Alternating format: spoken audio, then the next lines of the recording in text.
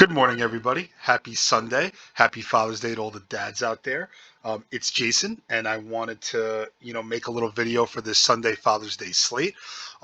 This slate is very interesting, and the reason why I wanted to make a video today is because we have a little bit of a weird parallel between teams that grade out the best in our models and what the field thinks is going to happen. So I actually wanted to start in reverse today. I know I usually start with the master matchup table. I actually want to start at the scoring percentages today because I found something very interesting. When we're looking here at the scoring percentages tab, we have Tampa Bay, who has not been an explosive offense all season. A 40% 8+ run score almost. That I don't think I've ever seen a team that high in my entire life. So we definitely want to look into Tampa Bay. And also we're seeing in regards to ownership, they got some ownership and they're at the top, but St. Louis is overwhelmingly more chalk with a much, much worse score here. So I want to look into Tampa Bay. I also want to look into St. Louis just to see if that chalk is warranted. We also have Detroit, who just absolutely obliterated yesterday. If you had the foresight to think that they're going to get to Arrighetti and hit multiple home runs, but the night before, get fanned by Hunter Brown, who has all this home run regression coming, kudos to you. Please, please, tell me the winning lottery numbers for this week's Powerball. Thank you so much for that. Run fucking good, assholes. So Detroit here too. You want to take a look at 28.2 8+ runs at almost a, a a fourth of the ownership that Tampa Bay is getting and way less than St. Louis. Minnesota's up there too, and then you have Houston, Atlanta that are kind of middling, and then you have a bunch of bums down here that are kind of all in the middle. So we want to take a look into see maybe we can get an edge today. When you sort by LevX, the team that provides you the most leverage at the best projected performance is Detroit. So Detroit, we want to take a very, very close eye on. Atlanta against Zach Eflin. Atlanta started to really find their offense this series, so definitely want to look into that too. We will add them to our list that we have here. You keep going, you see Baltimore against Zach Wheeler. Okay, Oakland against over. All right, it could be a little interesting. Maybe as a mini. They're usually one of the cheaper teams. You have the Mets who don't project well. Philly, and then Houston. So I'm going to start there, along with Minnesota, the top teams that have the highest LevX at their projection that you maybe want to look at for minis or whatnot. I'll throw Milwaukee in there too because I believe we like to attack Frankie Montes, but we'll see. Starting at the matchup tables too. So here I see that for our slate purposes, Minnesota in a great matchup here based on the average trend. Keep going down. Houston's there too. While they're not trending great for A+ runs, they are in a great matchup. The matchup itself for A+ runs is not one of the top ones, but probably more in the middle. And in regards to their pitching strength that they could perform against, they need to face very poor pitching in order to have success. Kenta Maeda probably is that, but we're going to see. Keep going down too. You have the Padres here going up against the Mets. You have Atlanta going up against Tampa Bay, and they seem to be trending well. And yeah, so let's start there. So we'll start with the teams that we want to look at first. First, I'm just going to go and look at the bullpens. I see here, these are also rolling stats, so a lot of these might not change from day over day. But when you start by xWOBA, just the first team on the slate that pops right here is Chicago. Chicago is playing St. Louis today. St. Louis is the overwhelming chalk, so that xWOBA is not good. Expected slugging is not great. Batting average middling, but okay. But their bullpen's putting a lot of people on base. Let me see. Washington, Miami's on there. I know we saw Washington on the matchup tables. I believe we scroll a little bit. Yep, found them here. Miami's bullpen also terrible. If you hear my dog barking in the background, I apologize. He's cute as fuck, but he's also loud. So Miami, Chicago, Tampa Bay, Atlanta graded out pretty well. That bullpen looks pretty primed to blow up. And also Washington's on there too. But yeah, this is a little bit of a tougher slate. You're not seeing a lot of these teams that are in overwhelmingly great matchups up on these sheets, and even these bullpens. You don't know if you really want to target. So let's take a look at pitchers now. When I'm sorting by against left-handed hitters, Let's go by X slugging here. I'm just going to set it for the right-handed side also. So here, looking at the slate, Colin raised the first one. We see Cincinnati not striking many people out. He's walking people. True average is 0.26. Expecting batting average is over 3. Expected slugging of 0.53. And he's supposed to be giving up 7 home runs in the split. Man, Colin Rea, not good. Not good.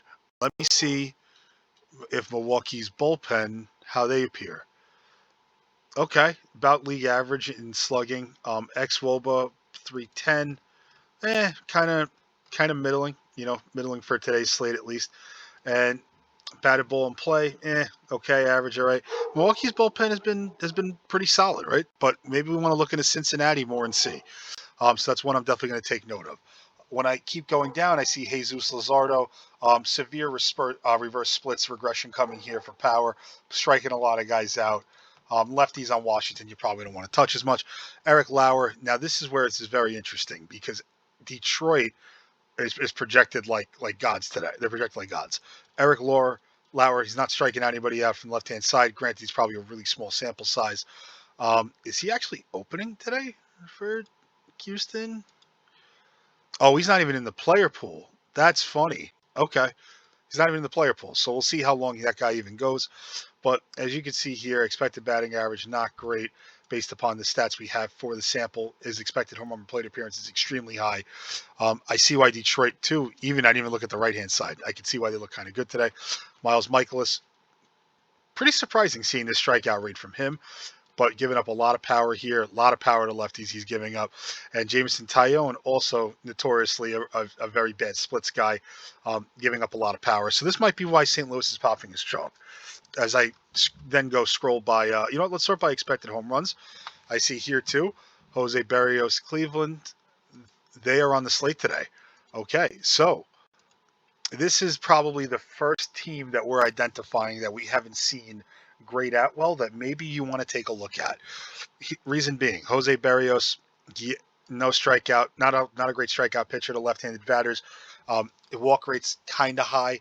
True average is pretty high. Expected slugging is not bad, but when he's getting hit, he's giving up home runs, and he should be giving up more of them. If I remember correctly, when he went up against Baltimore, who has a lot of power lefties, they made him pay. So I look at this now as maybe we want to look into Cleveland, especially because when you sort by bullpens, Toronto was near the worst in almost every single category besides walks. Let me go take a look at Cleveland today.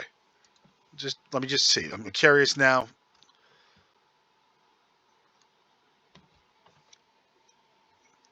Oh, I love when the sheets take forever to load. All right, well, that's doing its thing. I ran the contest sims early just to see, show you guys so we don't have to wait for it. I'm playing small field high dollar today. So when I go and run on this, I'm seeing that the highest exposed pitchers in the sim, Bailey Ober, Dylan Cease, Corbin Burns, Zach Wheeler, Zach Eflin, Luzardo, and then everybody else. Bailey Ober at this exposure is kind of crazy. We might want to look into why he's showing up as much as he is here. Dylan Cease, obviously, great arm, but we'll look into Ober. And team exposures, wow, a lot of Tampa Bay and Minnesota. So the Sims are suggesting if you're playing high dollar small field, you might want to really consider these two teams as teams you want to build around. And then you get some parts of Washington, St. Louis, Chicago, and then like minuscule amounts of anybody else. Back to the research sheets. When I go and look at Cleveland now, so here we see Josh Naylor, Schneemann, Stephen Kwan. Looks like Jose Ramirez is not in the lineup for today. That's a little alarming. I kind of don't want to attack Berrios if he's not going to be there, but I do think Josh Naylor does profile as a very strong one-off, has a pretty high expected home run per plate appearance rate. It's not striking out at all. I think he could be a pretty sharp one-off today if you need to go there. But overall, Cleveland not a team we're going to be looking at. But we identified them as maybe somebody we could. Keep going through. Miles Michaelis. Here we see St. Louis, Chicago. Miles Michaelis is getting torqued by lefties. Absolutely torched. So now I'm going to take a look at Chicago quick. We'll get Cleveland out of there. Okay, Ian Happ from the left side looks like a fantastic one-off. Like these batters are also fine too. Tauschman seems like he's okay, but honestly, yeah, you probably don't want to attack Michaelis with this lineup either in a full stack, but let's see how the right side looks. When I start by expected slugging, Eric Lauer, yeah, lefty versus righty matchup, they think he's going to get torched today. Now, this expected home run per plate appearance rate is fucking stupid, and the only person worse than him is this Waldrep guy from Atlanta. I'm probably going to want to stack Detroit at all angles today. I get it's a small sample size, and you want to remember that too, but a soft tossing lefty, Eric Lauer. I know in the past we used to beat up on him a lot in this Discord and whatnot throughout the years. When I look at Detroit, yeah, look at this expected slugging from Detroit today. It's .72, 660. In their projected starting lineup, they have 6 guys that are well above league average in expected power. And also, too, even if you want to look at the batting average, 270, 280, 280, 340, 440. Small sample size here for Ryan Kreidler, obviously, and Wenzel Perez is not as big either. But these are encouraging numbers. Event per plate appearance, Wenzel Perez, Riley Green, Mark Hanna. Yeah, these guys are all going to get on base, steal bases. You can see that here evident by the stolen bases in the sample. And yeah, they got some home run per plate appearance too. Expected home runs regression with actually not regression, but expected home runs with Jake Rogers, Riley Green, Ibanez, Marcana. All these guys are hitting them hard. Hard not to believe you're not adding a Detroit stack in today. A few other names we'll go through for this video. Okay, Bailey Ober. Wow, 21% K percentage, true average, middling. But his expected slugging is terrible. His expected batting average is higher than his true average. He's given up a lot of home runs. He's got a pretty bad X home run per plate appearance here. He's given up a lot of power. I did not even realize that Bailey Ober was getting cracked this hard. So now when I want to look at Oakland, and I want to give a shout out to Tribe in the Discord who mentioned that earlier as maybe somebody who he thinks that they get to him today. Yeah, they got some power, and they got a decent amount of expected home run per plate appearance power here. Shea Langoliers, Soderstrom, Seth Brown. Those are from the left side, but Brent Rooker, who we know can just mesh. Blade is a fairly good arm, fairly good at batter, doesn't strike out a lot. Yeah, maybe there is something to that today, but there's also a ton of strikeout upside too. So I think if you're playing Ober today, you're playing him with the intention that you think Oakland's just going to whiff on everything he throws, and they're not going to get to him. I think there's a realistic possibility today that Ober probably doesn't get to his projection, but he strikes out 6 or 7 guys in the process. I'm imagining 3 or 4 earned runs on 5 hits and 7 or 8 Ks. So feast or famine for Bailey Ober. Let's go take a look at pitching projections now and just see.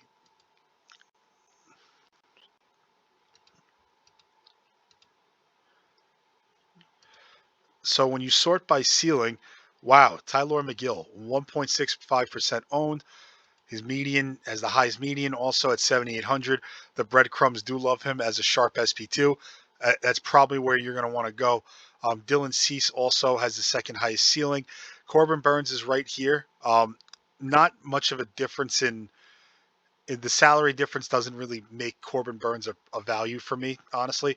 And also when I sort by the 2X number here, Tyler McGill's at the top.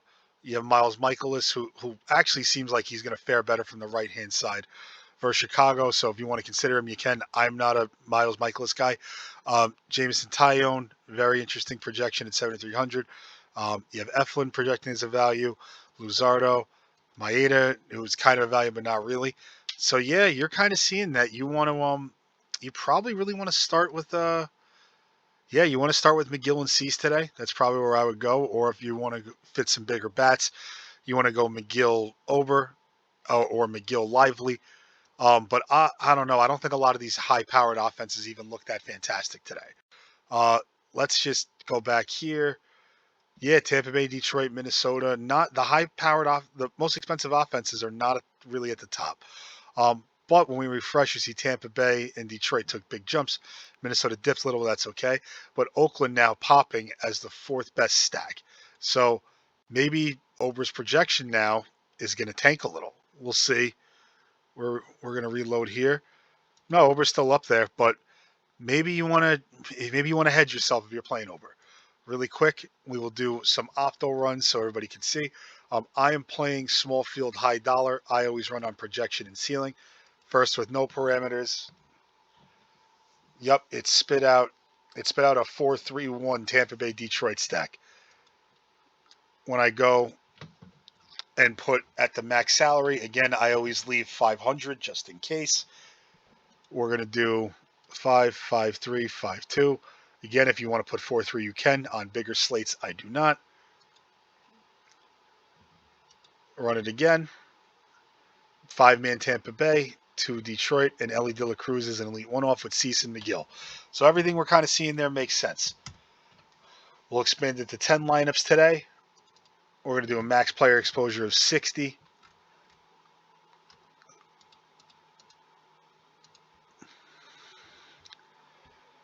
Cross 10 lineups. Yep, 5, 5, 2. I'm now going to run it to 100, and I'm going to put a cap on 15% 5-mans for you people who want to MME, or maybe you want to keep people in your pool to run later. We're going to let that run. Going back to the research sheets for pitchers against right-handed pitching. Right-handed hitters. McGill is up here too, and that's a little maybe concerning, but his home run's really good. Expected batting average is a lot higher than his true average, but he's not walking many people. He's striking people out. Overall, really good. You know, the Mets have some quote unquote decent right-handed power bats against Cease, but you know, I'm not really too worried about. He's striking them out quite a bit. And then you go down here, you have Mitchell Parker, who's a lefty going up against Miami. You know, Kenta Maeda, who we know Kenta Maeda sucks. I do want to take a look at Kenta Maeda a little bit deeper, though. I know that in the breadcrumbs, James mentioned him today. From the right-handed side of the plate, he's getting absolutely smoked, but the left-handed side, he's actually been quite good outside of his walks. So let's take a look at Houston today and just see if that's a team we maybe want to add into the mix.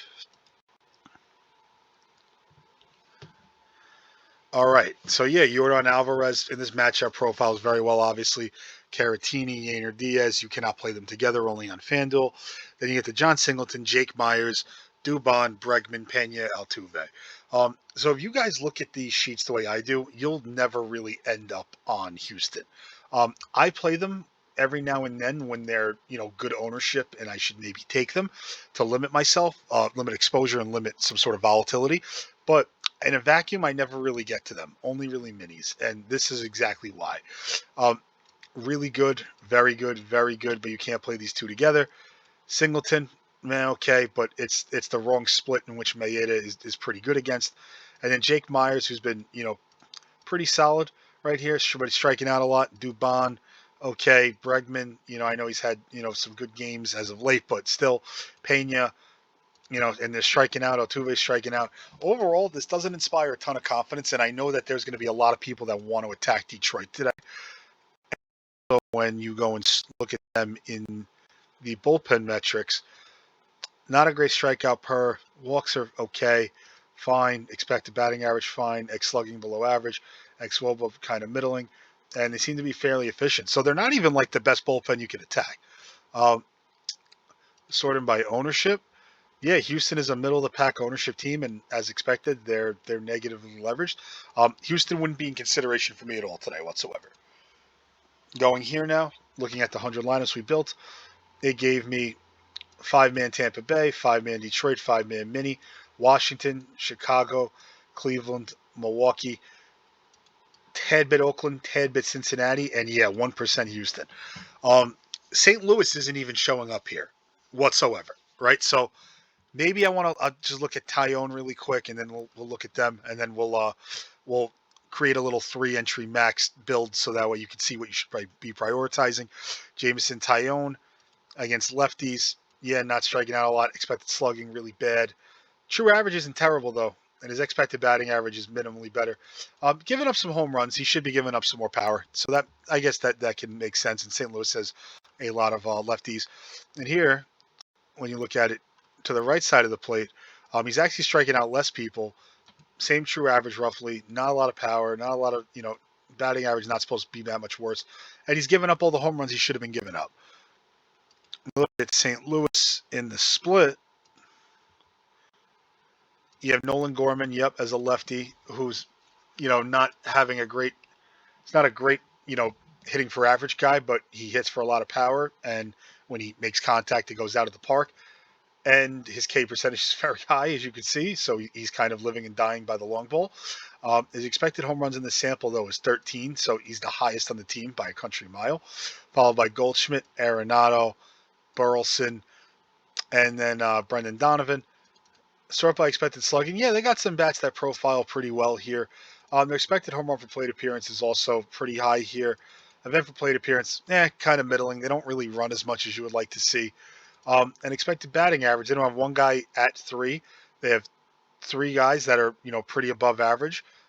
Mason Wynn's probably going to end up leading off. And then, all these other guys just have abysmal expected batting averages. I look at this and I say St. Louis is probably pretty volatile chalk. If you're playing small field and you want to eat it, be my guest, eat it, and then, get different elsewhere. But honestly, I don't even think I would do that. So for today's slate now, we'll break it up. We're going to do 5 lineups so that way you can maybe see across a small portfolio what you should be doing, what you should be prioritizing. We're going to set this at 40% for a five man, so that way we can see across maybe who should be in most of our lineups when you're only running a few. Yep, right here you can see 5-man Tampa Bay. That's that 5-2 Detroit. 5-man Tampa Bay, Detroit, Langeliers, Correa, high upside one-offs.